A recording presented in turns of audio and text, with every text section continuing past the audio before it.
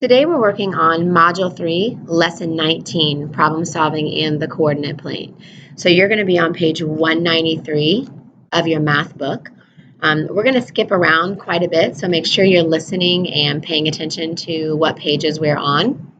In this opening exercise, it says in the coordinate plane, find the distance between the 2 points using absolute value. So I'm going to make the coordinate plane a little bit bigger so that you can see it. And then we'll talk about the 2 ways. This is just kind of a review of how we find the distance between 2 points. So first of all, let's look and see what points we actually have so we can find the distance by counting, but then also find the distance by using those strategies that we've learned.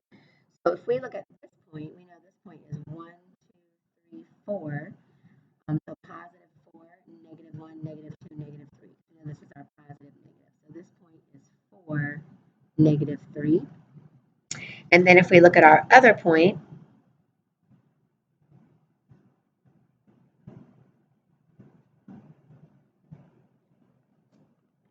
we know that if we start here at the origin, it's 1, 2, 3, 4. So again, 4, and then 1, 2, 3, 4, 5. So this point is 4, 5. So if we have 4, negative 3, and then we have 4, 5, we want to know the distance, and then we also want to be able to find that by using our absolute value, but also we can do it by counting.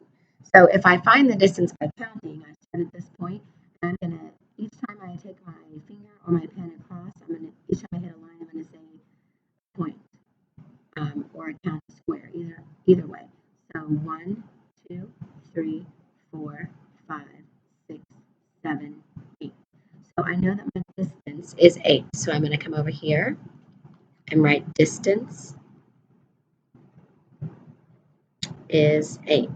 Now, the other way we've learned, if we don't have a coordinate plane, is to look at our actual ordered pair. So I'm going to write our ordered pairs. I have 4, 5, and then I have 4, negative 3. So I'm going to look at these 2 points, and I'm going to mark out what's in common. So my x is in common. Then I look at my 2 y coordinates. If they have opposite signs, then I add the absolute values. If they have same sign, I subtract the absolute values. They're opposite signs. So I'm going to say absolute value of 5 is 5. The absolute value of negative 3 is 3. And then 5 plus 3 is 8. So I know my distance is 8 units. So now we're actually going to turn to the problem set. So like I said, we're going to be moving around a little bit. The problem set in your book is on page 201. So you're going to turn to 201 in your book. And it should look like this.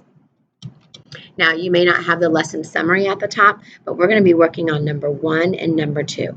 We're also going to be working on a separate coordinate plane since they don't give you a coordinate plane. So that's why you have a coordinate plane so that you have one side to do number 1 and one side to do number 2. So I'll give you a second to make sure you're on page 201 and also that you have your coordinate plane ready to go. Okay, so number 1 says, one endpoint of a line segment is negative 3, negative 6. The length of the line segment is 7 units. Find 4 points that could serve as the other endpoint of the given line segment. So a line segment has 2 endpoints, and we're just going to find all the possibilities. So we're going to plot negative 3, negative 6, and then we're going to find all the points that could be 7 units away. So we're just going to be counting on the coordinate plane. So take your extra coordinate plane that you have, and we're going to plot negative 3, negative 6. So I'm going to start at my origin like I always do. I'm going to go negative 1, negative 2, negative 3, and then I'm going to go down to negative 6. Negative 1, negative 2, negative 3, negative 4, negative 5, negative 6. So this is negative 3, negative 6. So I want to find any points that are 7 units away. They can be in the same quadrant or they can be in different quadrants. So I'm just going to be counting up, down, and to each side 7 units away. So I'm going to start right here with this. And I'm going to count 1, 2, 3, 4, 5, 6, 7 right here.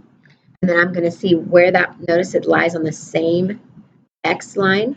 I'm going to see what that point is. So if I come up here to my origin, I see it's 1, 2, 3, 4. And then I obviously know it's also on the -6 line. So that means this point is 4, -6. Come back to my starting point, and I'm going to find another point that's 7 units away. So I know that I can go this way on the line. So I'm going to start right here, and I'm going to go -4. So I'm going to go 1, 2, 3, 4, 5, 6, 7. I'm going to plot right there. And then I'm going to need to see what that point is as well. So obviously, if I go back up to my origin to see where I'm at -10. So I know my x coordinate is -10, and I know my y coordinate is -6. So -10, -6 is also 7 units away.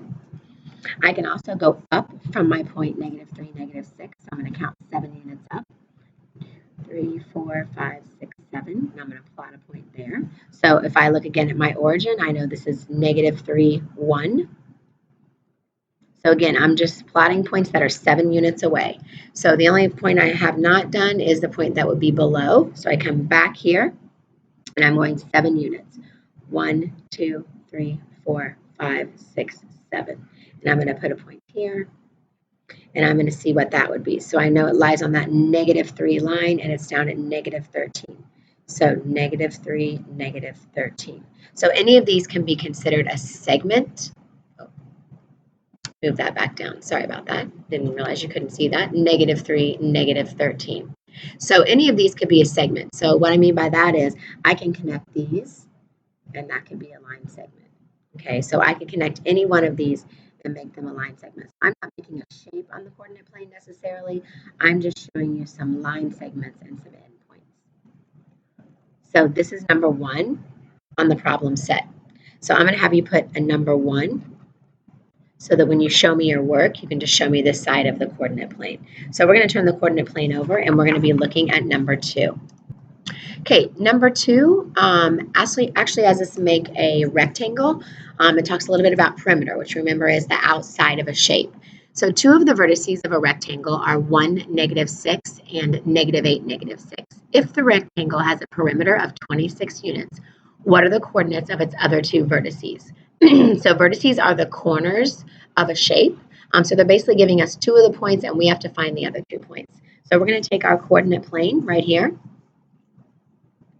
And we're going to first graph the 2 points that they told us to, and then we're going to figure out what the other 2 would be by knowing that perimeter. So we're going to be graphing 1, -6, and then -8, -6.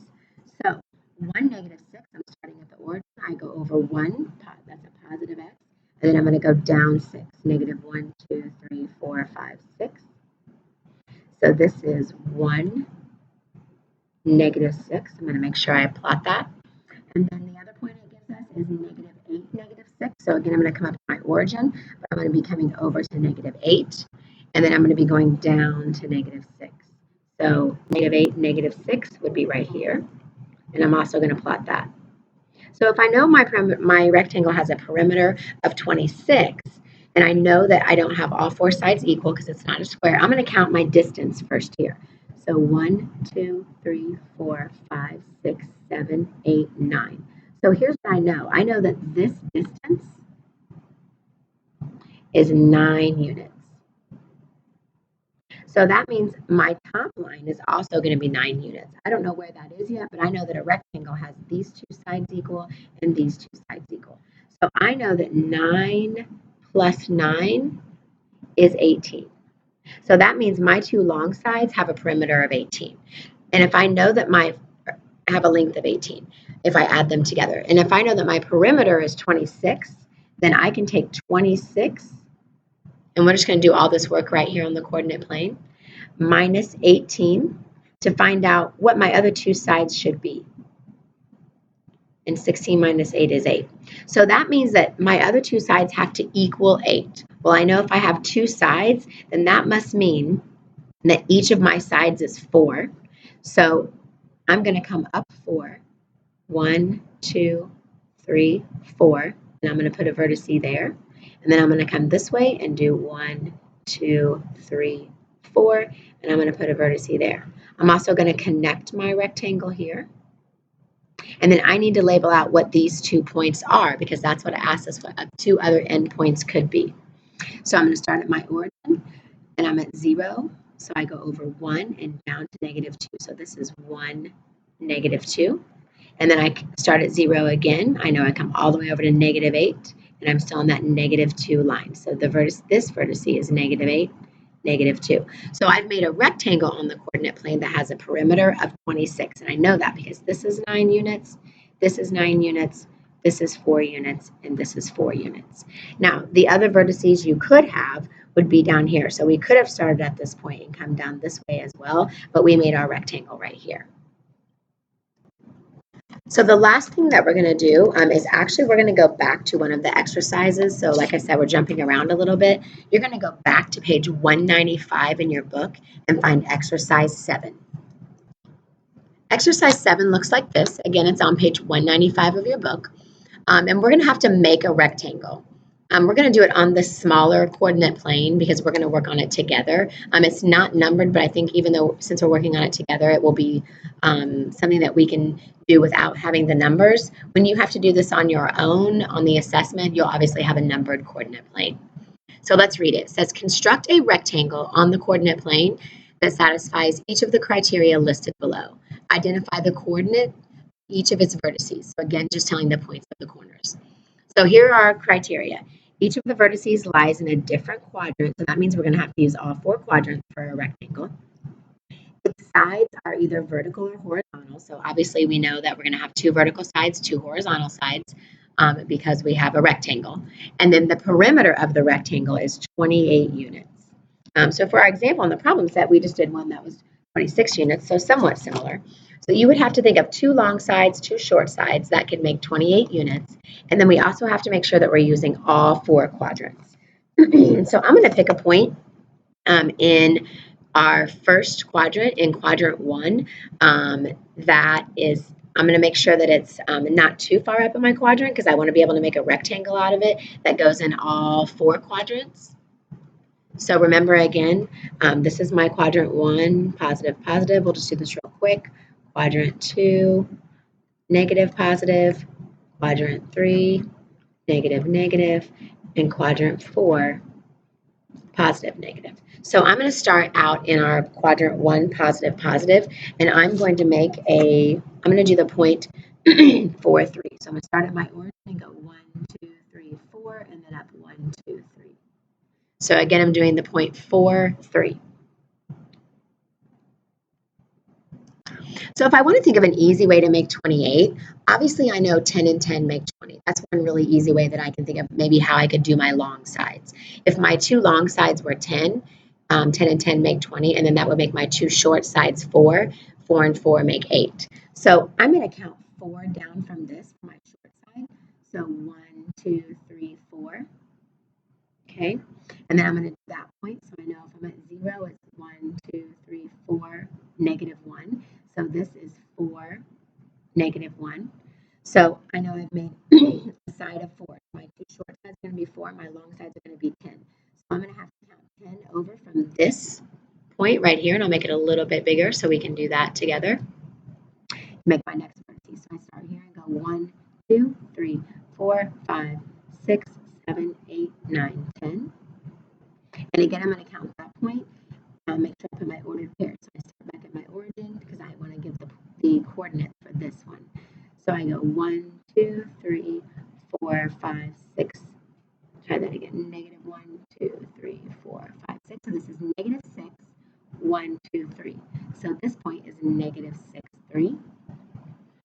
Then I know I'm going to have to go 4 down from that, which should also be 10 over from this. So it's going to lie on this same line. So 1, 2, 3, 4. So again, I'm just making a rectangle that has a vertex in each or a corner in each quadrant, and that has a perimeter of 28. So I need to give the coordinates of this. So I start at my origin, negative 1, 2, 3, 4, 5, 6. And I was going to have that, so it lies on the same line, and it lies on this same. So it's going to be negative 1. Negative 6, negative 1. So I should have made a rectangle that is 28 units for the perimeter and lies in all 4 quadrants, which it does, and it has 2 horizontal lines and 2 vertical lines. So the perimeter is 28.